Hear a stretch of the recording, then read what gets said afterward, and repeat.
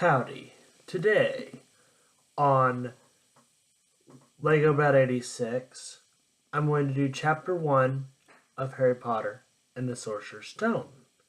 I'm going to read the book with the voiceovers, with the actual voices of the actual characters. The only difference is I'm going to use Mark Hamill's Joker for Lord Voldemort. Every other character I'm going to try and get the exact same pitch and tone as the original characters in the Harry Potter books. In the Harry Potter movies. Also, throughout the entire series, for Dumbledore, I'm only using the first two movies Dumbledore instead of the split personality Dumbledore for the final 5 books. So that is what I'm going to do in this video. Please like, comment, and subscribe in advance if you want to watch more. And with that, we'll get started. Harry Potter and the Sorcerer's Stone. Chapter 1. The Boy Who Lived. Mr. and Mrs. Dursley of number 4 Privet Drive were proud to say that they were perfectly normal. Thank you very much. They were the last people you'd expect to be involved in anything strange and mysterious, because they didn't hold with such nonsense. Mr. Dursley was the director of a firm called Grunnings, which made drills. He was a big, beefy man with hardly any neck, and although he did have a very large mustache, Mrs. Dursley was thin and blonde, and had nearly twice the usual amount of neck, which came in very useful, as she spent much of her time craning over garden fences, spying on neighbors. The Dursleys had a small son called Dudley, and in their opinion there was no finer boy anywhere. The Dursleys had everything they wanted, but they also had a secret, and their greatest fear was that someone would discover it. They didn't think that they could bear if anyone found out about the Potters. Mrs. Potter was Mrs. Dursley's sister, but they hadn't met for several years. In fact, Mrs. Dursley pretended she didn't even have a sister, because her sister and her good-for-nothing were as un-Dursleyish as it was possible to be. The Dursleys shuddered to think what the neighbors would say if the Potters arrived on the street. The Dursleys knew the Potters had a small son too, but they had never even seen him. This boy was another good reason for keeping the Potters away. They didn't want Dudley mixing with a child like that. When Mr. and Mrs. Dursley woke up on the gray Tuesday, our story starts. There was nothing about the cloudy sky to suggest that strange and mysterious things would soon be happening all over the country. Mr. Dursley hummed as he picked out his most boring tie for work, and Mrs. Dursley gossiped away happily as she wrestled a screaming Dudley into his high chair. None of them noticed a large, tawny owl flutter past the window. At 8:30, Mr. Dursley picked up his briefcase, pet Mrs. Dursley on the cheek, and tried to kiss Dudley goodbye, but missed, because Dudley was now having a tantrum and throwing his cereal at the walls. Little Tyke chortled Mr. Dursley as he left the house. He got into his car, backed out of number 4 Privet Drive.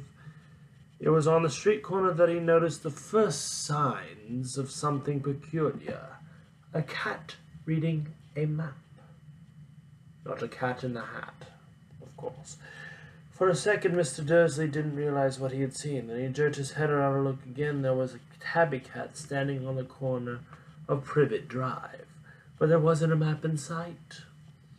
What could he have been thinking of? There must have been a trick of the light. Mr. Dursley blinked and stared at the cat. It stared back. As Mr. Dursley drove around the corner and up the road, he watched as the cat in his mirror. Now it was reading the sign that said Privet Drive. No, looking at signs. Cat couldn't read maps or signs. Mr. Dursley gave himself a little shake and put the cat out of his mind. As he drove towards the thought of nothing except a large order of drills he was hoping to get that day. But on the edge of town, drills were driven out of his mind by something else. As he sat in the usual morning traffic jam, he couldn't help but notice there seemed to be a lot of strangely dressed people about. People in cloaks. Mr. Dursley couldn't bear people who dressed in funny clothes. The get-ups he saw on young people. He supposed this was some stupid new fashion. He drummed his fingers on the steering wheel, and his eyes fell on the huddle of those weirdos standing quite close by. They were whispering excitedly. Mr. Dursley was enraged to see that a couple of them weren't young at all. That man had to be older than he was, and wearing an emerald green cloak at that. The nerve of him, but then it struck Mr. Dursley that this is probably some silly stunt. These people were obviously collecting for something. Yes, that would be it. Traffic moved on, and a few minutes later, Mr. Dursley arrived at the Grunnings parking lot, his mind back on drills. Mr. Dursley had always sat with his back to the window in his office on the 9th floor. If he hadn't, it might have found it harder to concentrate on drills this morning. He didn't see the owls swooping past in broad daylight, though the people down on the street did. They pointed up and gazed, mouthed, as owl after owl spread overhead. Most of them had never even seen an owl at night time. Mr. Dursley, however, had a perfectly normal owl-free morning. He yelled at 5 different people, made several important telephone calls, and shouted a bit more. He was in a very good mood until lunchtime, where he thought he'd stretch his legs and walk across the road to buy himself a bun from the bakery. He had forgotten all about the people in cloaks until he passed the group of them next to the baker's. He eyed them angrily as he passed. He didn't know why, but they made him uneasy. This bunch were whispering excitedly, too, and he couldn't see a single collecting tin. He was on his way back, clutching a large donut in a bag, that he caught a few words of what they were saying. "The Potters! That's right! That's what I heard! Yes, their son, Harry!" Mr. Dursley stopped dead. Fear flooded him. He looked back at the whispers as if he wanted to say something to them, but thought better of it. He dashed across the road, hurried up to his office, snapped at his secretary not to disturb him, seized the telephone, and had almost finished dialing his home number when he changed his mind. He put the receiver back down, stroked his mustaches, thinking, no, he was being stupid. Potter wasn't such an unusual name. That he was sure there were lots of people called Potter who had a son named Harry. Come to think of it, he wasn't even sure that his nephew was called Harry. He'd never even seen the boy. It might have been Harvey or Harold. There was no point in worrying Mrs. Dursley. She always got so upset at the mention of his sister. He didn't blame her if he'd had a sister like that, but all the same, those people was in cloaks. He found it a lot harder to concentrate on drills in the afternoon. When he left the building at 5 o'clock, he was still so worried that he walked straight into someone outside the door. Sorry, he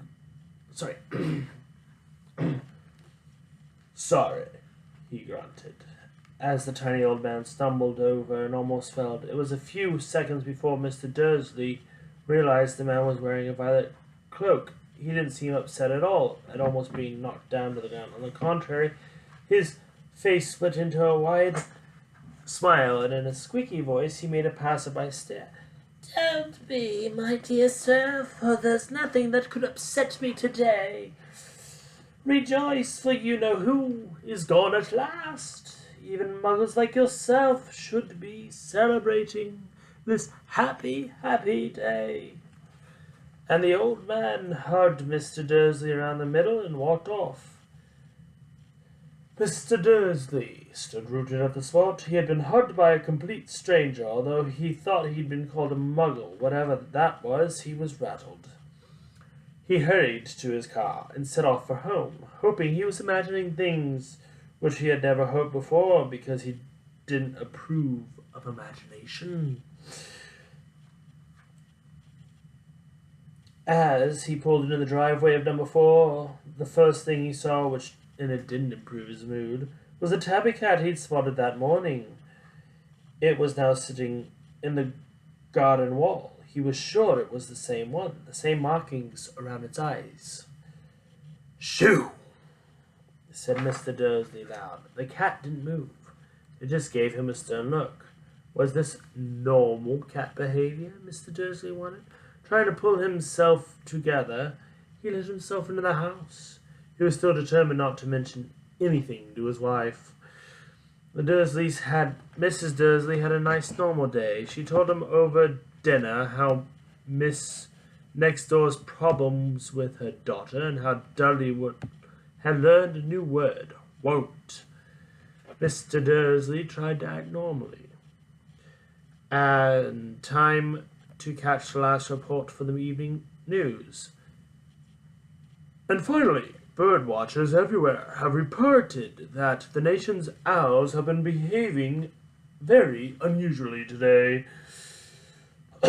Although owls normally hunt at night and are hardly ever seen in the daylight, there have been hundreds of sightings of these birds flying in every direction since sunrise. Experts are unable to explain why the owls' direction have suddenly changed their sleeping pattern. The newscaster allowed himself a grin. Most mysterious. And now over to Jim McGuffin with the weather. Going to be any more showers of owls tonight, Jim? "Well, Ted," said the weatherman, "I don't know about that, but it's not only owls that have been acting oddly today. Viewers as far as Kent, Yorkshire, and Dundee have been phoning in to tell me that instead of the rain I promised yesterday, they've had a downpour of shooting stars.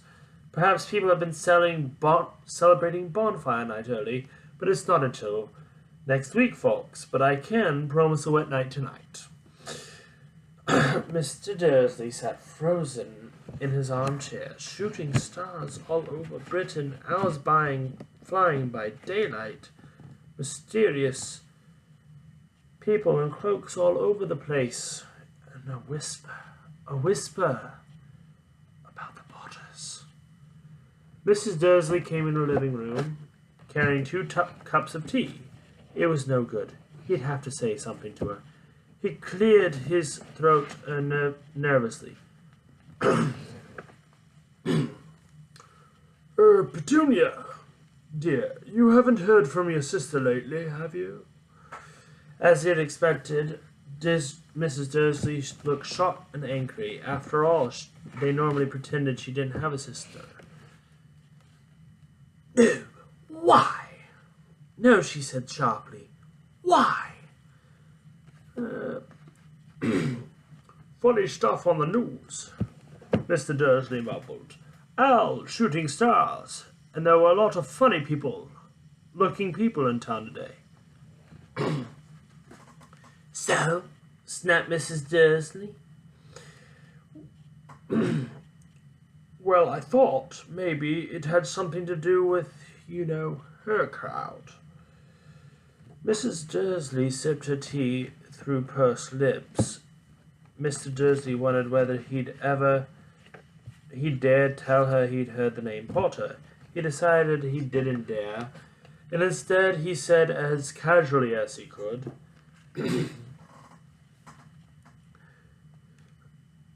"Their son, He'd be about Dudley's age now, wouldn't he?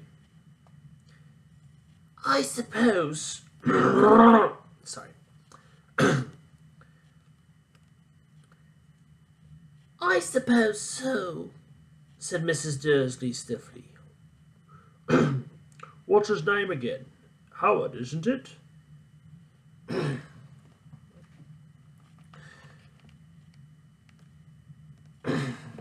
Harry. Nasty common name, if you ask me. Oh, yes, said Mr. Dursley, heart sinking horribly. Yes, I quite agree. He didn't say another word on the subject and went upstairs to bed. While Mrs. Dursley was in the bathroom, Mr. Dursley crept to the bedroom window and peered out the front garden. The cat was still there. It was staring down Privet Drive, as though it were waiting for something. Was he imagining things? Could all this have anything to do with the Potters? If it did, if it got out that they were related to a pair of, well, he didn't bear to think of it.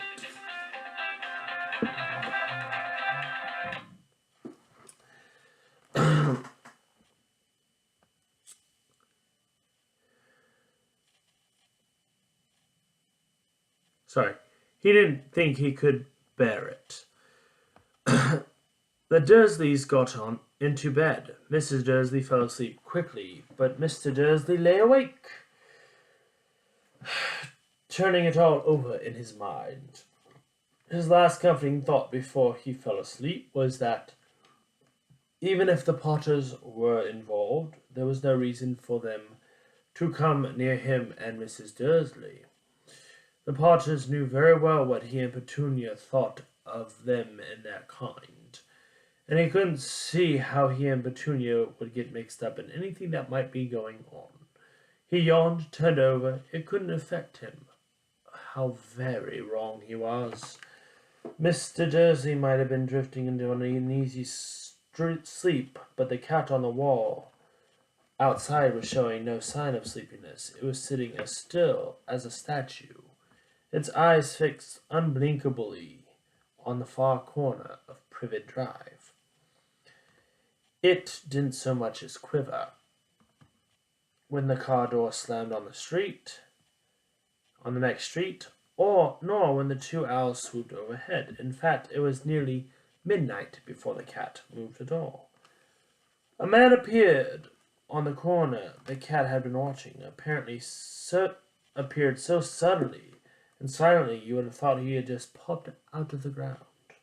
The cat's tails twitched and his eyes narrowed.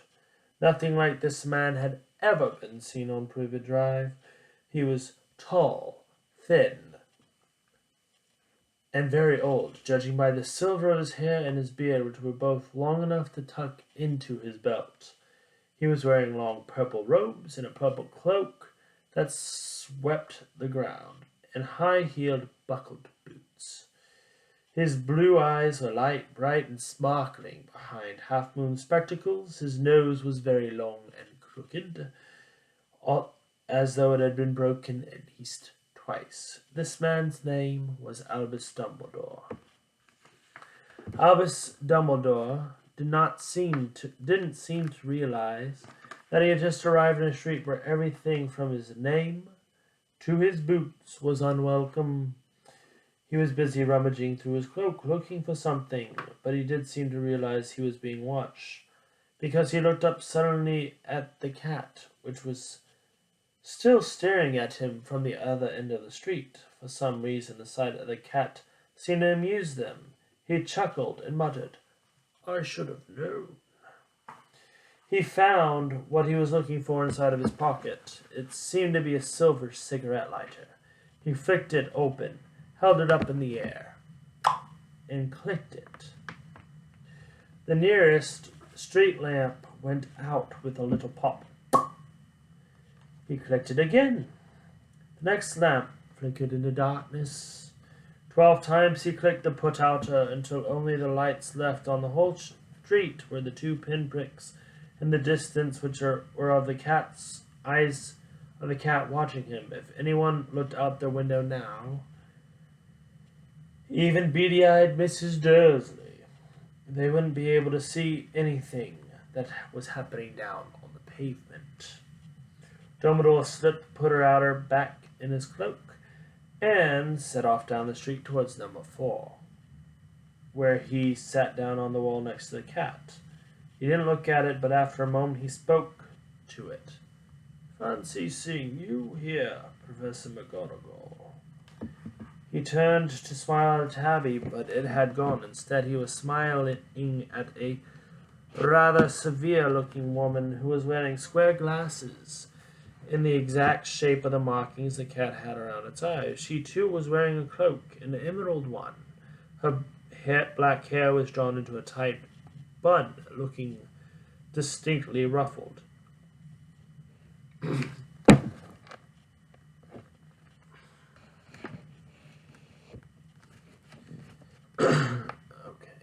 how do I do this?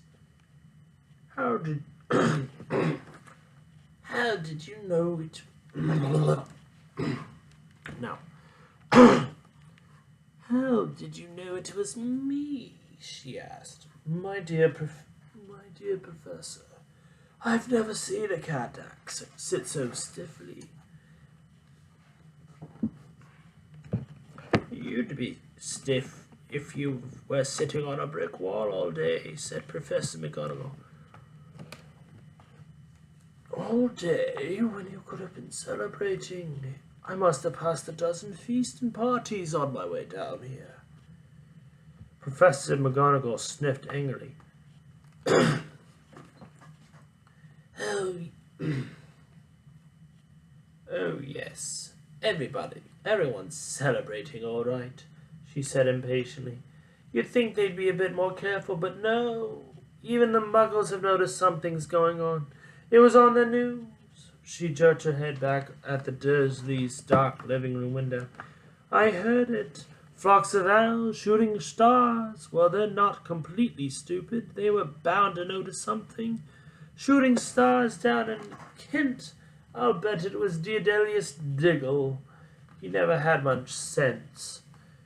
You can't blame them, said Dumbledore gently. We've had precious littles to celebrate for the past 11 years. I know. I know that, said Professor McGonagall irritably, but that's no reason to lose our heads. People are being downright careless out on the streets in broad daylight, not even dressed in Muggle clothes, swapping rumors. She threw a sharp sideways glance at Dumbledore here, as though he was hoping he was going to tell her something, but he didn't.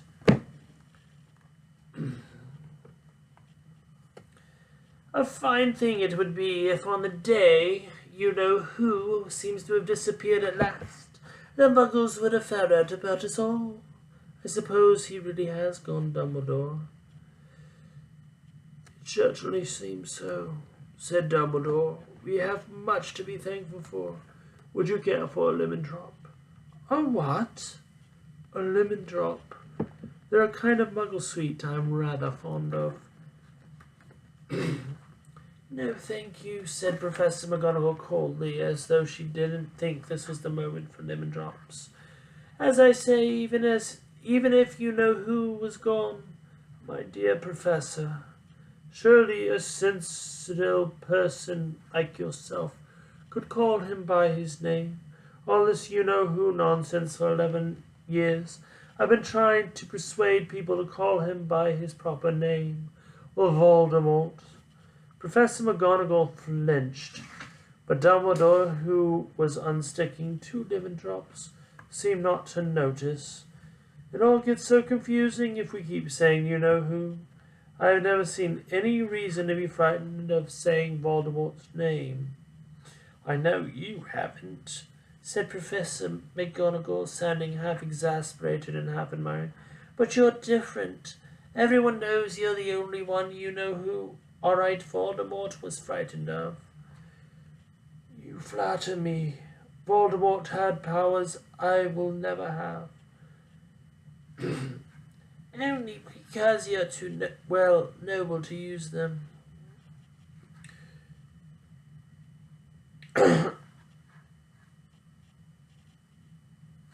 It's lucky it's dark. I haven't blushed so much since Madame Pomfrey told me she liked my new earmuffs.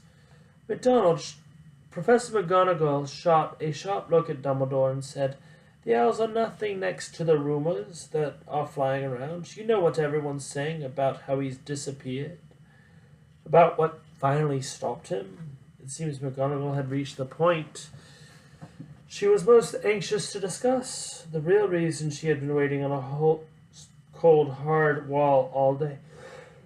For neither as a cat nor as a woman had she fixed Dumbledore with such a piercing stare as she did now.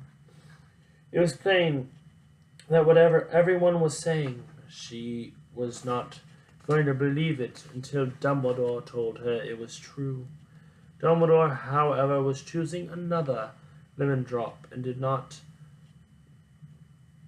answer. What they're saying, she pressed on, is that last night Voldemort turned up in Godric's Hollow. He went to find the Potters. The rumor is Lily and James Potter are that they're dead. Dumbledore bowed his head. Professor McGonagall gasped. Lily and James, I can't believe it. I didn't want to believe it. Oh, Albus. Dumbledore reached out and patted her on her shoulder. I know, he said heavily. Professor McGonagall's voice trembled as she went on. That's not all. They're saying he tried to kill the Potter's son, Harry, but he couldn't. He couldn't kill the little boy. No one knows why or how. But they're saying that when he couldn't kill Harry Potter, Voldemort's power somehow broke. That's why he's gone. Dumbledore nodded glumly. It's true, faltered Professor McGonagall. After all he's done, all the people he's killed, he couldn't kill a little boy. It's just astounding of all the things to stop him. But how in the name of heaven did Harry survive? We can only guess, said Dumbledore. We may never know. Professor McGonagall pulled out a lace handkerchief and dabbed her eyes beneath her spectacles. Dumbledore gave a great sniff as he took a golden watch from his pocket and examined it. It was a very odd watch. It had 12 hands, but no numbers. Instead, little planets were moving around the edge. It must have made sense to Dumbledore, though, because he put it back in his pocket and said, Hagrid's late. I suppose it was he who told you I'd be here, by the way. Yes, said Professor McGonagall. And I don't suppose you're going to tell me why you're here of all places. I've come to bring Harry to his aunt and uncle. They're the only family he has left now. You can't mean the people who live here, cried Professor McGonagall, jumping to her feet and pointing at number 4. Dumbledore, you can't. I've been watching them all day. You can't find two people who are less like us. They've got this son. I saw him kicking his mother all the way up the street, screaming and for sweets. Harry Potter, come and live here. It's the best place for him, said Dumbledore firmly. His aunt and uncle will be able to explain everything to him when he's older. I've written them a letter. A letter? Reported Professor McGonagall, faintly sitting back down on the mat. Really, Dumbledore, you think you can explain all of this in a letter? These people will never understand. He'll be famous, a legend. I wouldn't be surprised if the day was known as Harry Potter Day in the future. There will be books written about Harry. Every child in our world will know his name. Exactly, said Dumbledore, looking very seriously over the top of his half-moon glasses. It would be enough to turn any boy's head. Famous before he can walk and talk. Famous for something he won't even remember. Can't you see how much better off he'll be growing up away from all that? Until he's ready to take it. Professor McGonagall opened her mouth, changed her mind, swallowed, and then said, yes, you're right, of course. But how is the boy getting here, Dumbledore? She eyed his cloak suddenly, as though he might be hiding Harry underneath it. Hagrid's bringing him. You think it's wise to trust Hagrid with something as important as this? I would trust Hagrid with my life, said Dumbledore. I'm not saying his heart isn't in the right place, said Professor McGonagall grudgingly. But you can't pretend he's not careless. He does tend to do what was that? A low rumbling sound had broken the silence around them. It grew steadily louder, and they looked up and down the street for some sign of a headlight. For it swelled to a roar, and they both looked up at the sky, and a huge motorcycle fell out of the air and landed on the road in front of them. And if the motorcycle was huge, it was nothing to the man sitting astride it. He was almost twice as tall as a normal man and at least 5 times as wide. He looked simply too big to be allowed, and so wild. Long tangles of bushy black hair and a beard hid most of his face. His hands the size of trash can lids, and his feet in their leather boots were like baby dolphins. In his vast muscular arms he was holding a bundle of blankets. Hagrid, said Dumbledore, sounding relieved. At last, and where did you get that motorcycle? Borrowed it, Professor Dumbledore, sir, said the giant, climbing carefully off the motorcycle as he spoke. Young Sirius Black lent it to me. I've got him, sir. No problems, were there? No, sir. House was almost destroyed, but I got him out all right before the muggles started swarming around. He fell asleep as he was flying over Bristol. Dumbledore and Professor McGonagall bent forward over the bundle of blankets. Just visible was a baby boy, fast asleep under a tufted ruff of jet black hair over his forehead. They could see a curiously shaped cut like a lightning bolt. Is that where? Yes, said Dumbledore. He'll have that scar forever. Couldn't you do something about it, Dumbledore? Even if I could, I wouldn't. Scars can come in handy. I have one myself above my left knee that is a perfect map of the London Underground. Well, give him here, Hagrid. We'd better get this over with.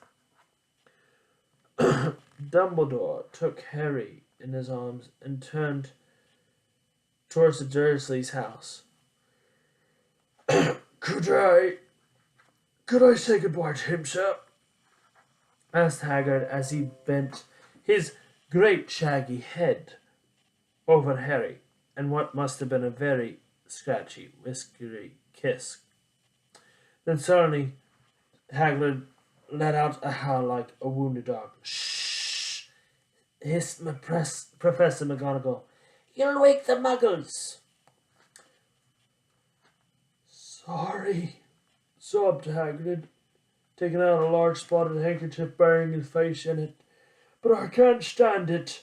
Lily and James dead and poor little Harry off to live with muggles. Yes, it's all very sad. But to get a grip... But... Sorry, Professor McGonagall, I mean. Yes. Yes. Yeah. Yes. It's all very sad, but get a grip on yourself, Hagrid, or will be found.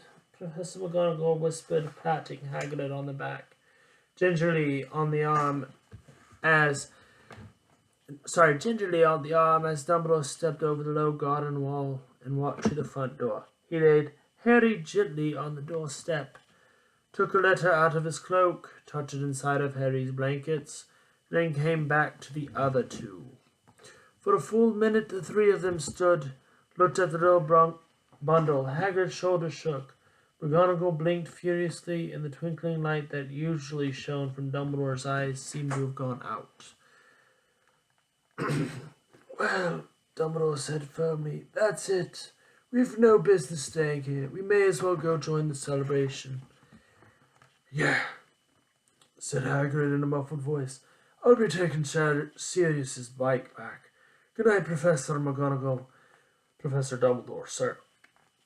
Wiping his streaming eyes on his jacket sleeve, Hagrid swung himself onto the motorcycle, kicked the engine alive. With a roar, it rose into the air and off into the night. "I shall see you soon, I expect, Professor McGonagall," said Dumbledore, nodding to her. McGonagall blew her nose in reply.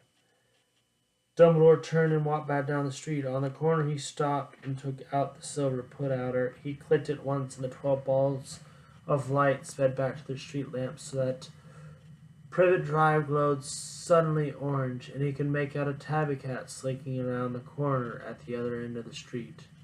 He could just see the bundle of blankets on the step of number 4. "Good luck, Harry," he murmured, and turned heel, and with a swish of his cloak was gone. A breeze ruffled the hedges near Privet Drive, where it lay silent and tidy under the inky sky, and the very last place you would expect astonishing things to happen. Harry Potter rolled over inside his blankets without waking up. One small hand closed on the letter beside him, and he slept on, not knowing he was special, not knowing he was famous, not knowing he would be awoken in a few hours' time by Mrs. Dursley's scream as she opened the front door and put the milk bottles, nor that he would spend the next few days being prodded and pinched by his cousin Dudley. He couldn't know that at this very moment the people were meeting in secret all over the country, were holding up their glasses and saying in hushed voices, "To Harry Potter, the boy who lived." That's the end of chapter 1. Please like, comment, and subscribe, and I will see you in the next video. Bye-bye.